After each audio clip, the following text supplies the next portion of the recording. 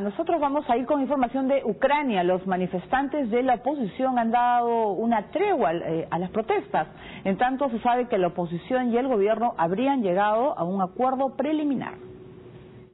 Los manifestantes opositores en Ucrania llegaron a un acuerdo temporal con la policía, mientras los líderes políticos mantienen conversaciones con el presidente Víctor Yanukovych. La tregua se produjo luego de varios días de enfrentamientos violentos, en los que al menos 3 personas perdieron la vida. El líder opositor y exboxeador Vitaly Klitschko pidió a los manifestantes un periodo de silencio mientras se daban las negociaciones, aunque aseguró que si no se llega a un acuerdo satisfactorio, irán a la ofensiva. En tanto, Yanukovych llamó a una sesión de emergencia del Parlamento con el objetivo de alcanzar un acuerdo inmediato. Sin embargo, el primer ministro Mykola Azarov se mostró más desafiante al considerar terroristas a los protestantes y pidió a los opositores ser más humildes y no amenazar para alcanzar sus peticiones. La madrugada del miércoles, al menos 3 personas fueron asesinadas, 2 de ellas tras recibir disparos de armas de fuego, aparentemente provenientes de la policía en Kiev. Otras fuentes indican que los opositores asesinados fueron 5, mientras que unas 1.400 necesitaron ayuda médica. Así es, tras varias horas de conversaciones tanto del gobierno con miembros de la oposición, uno de los líderes opositores ha asegurado que hay una probabilidad alta pues de encontrar una solución. Está ganando tiempo también el presidente ucraniano, porque no sabemos qué es lo que se ha planteado, cuáles son los detalles de esta tregua y cuánto podría durar, porque ya iban 5 días de violencia, ¿no? Un factor que ha limitado el grado de violencia utilizado por las fuerzas del gobierno, porque digamos también hay violencia del lado de la oposición, pero obviamente no es violencia armada, es el hecho de que tanto Estados Unidos como algunos países de la Unión Europea han amenazado con sanciones si el gobierno escala la violencia. Pero por otro lado, en una negociación queda claro que la oposición no va a obtener sus reivindicaciones fundamentales, que eran primero que el presidente actual firme el acuerdo de asociación con la Unión Europea y acto seguido renuncie, cosa que nunca pareció verosímil en un contexto de negociación, pero al menos sí podrían lograr 2 cosas. Primero, que se derogue la norma que aprobó el Parlamento restringiendo la libertad para ejercer manifestaciones públicas, que es parte de lo que incendió la pradera en los últimos días. Y en segundo lugar, tal vez, y eso lo pongo en condicional, si bien no adelantar las elecciones presidenciales, por lo menos adelantar las elecciones parlamentarias, para que en caso de celebrarse elecciones anticipadas quede claro de qué lado está la mayoría. Dicho sea de paso, yo no daría por descontado que Yanukovych tenga una representación significativa en ese contexto, porque si bien las manifestaciones son fundamentalmente de opositores, el este del país es mayoritariamente partidario de la relación con Rusia y del actual presidente.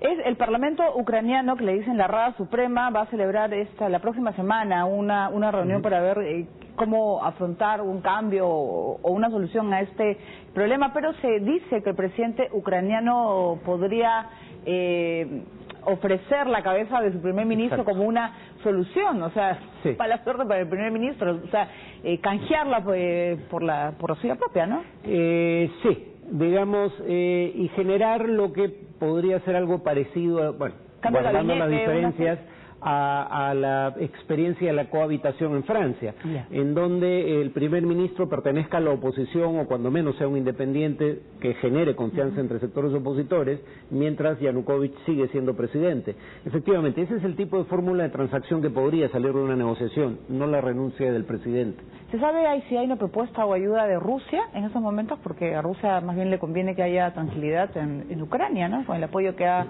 recibido, ¿no? Bueno, Rusia, sus cartas fueron claras desde un principio. Hay oferta de ayuda económica y de formar un préstamo y donaciones también, y de formar una zona de un mercado común con Ucrania y otras exrepúblicas soviéticas, pero la condición era que no se firmara el acuerdo de asociación con la Unión Europea.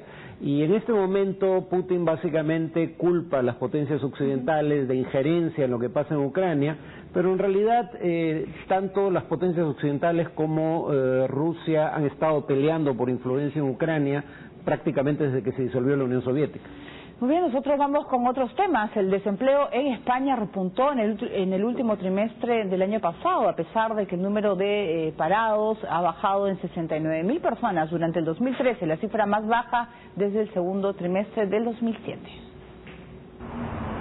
El desempleo en España ha bajado en 69.000 personas durante el 2013, según informó la encuesta de la población activa del Instituto Nacional de Estadística.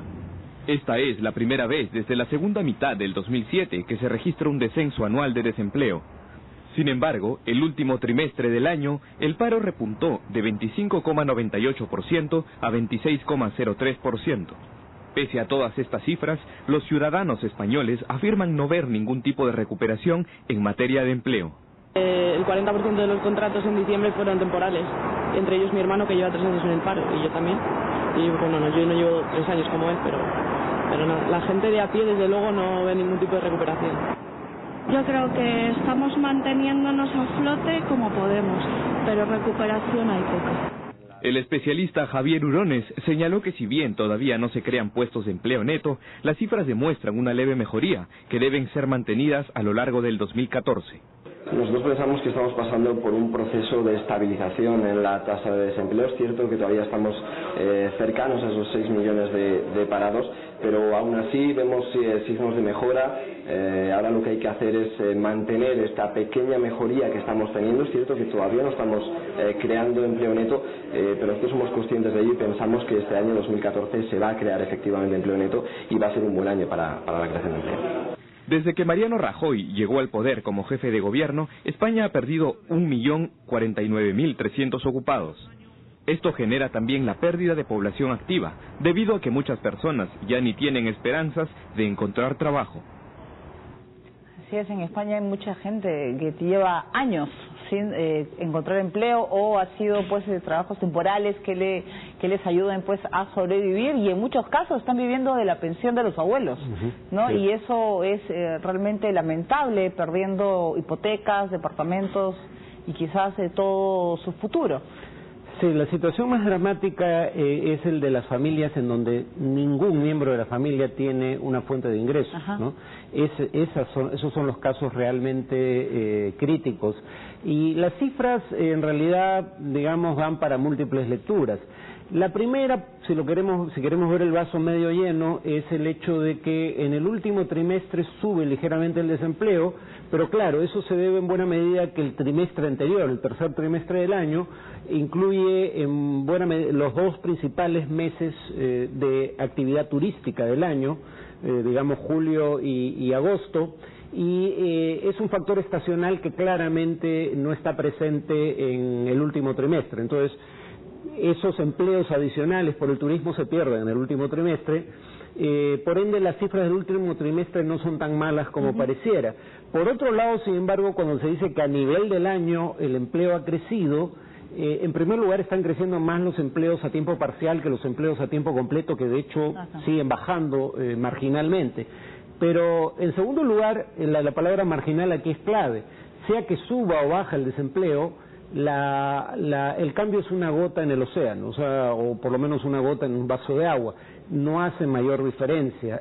A este ritmo, para recuperar los más de 3,5 millones de puestos de trabajo que se han perdido en 2008, se va a requerir como una década. Hay gente que sencillamente no va a soportar tanto tiempo antes de poder encontrar empleo y empezar a pagar sus deudas. Claro, por eso muchísimos, por ejemplo, en el caso de España han viajado, ¿no? Han emigrado muchos a América Latina o a otros países de la propia Europa buscando un futuro, porque incluso ha habido reducción en las becas para estudiar, la beca Erasmus, que era muy utilizada.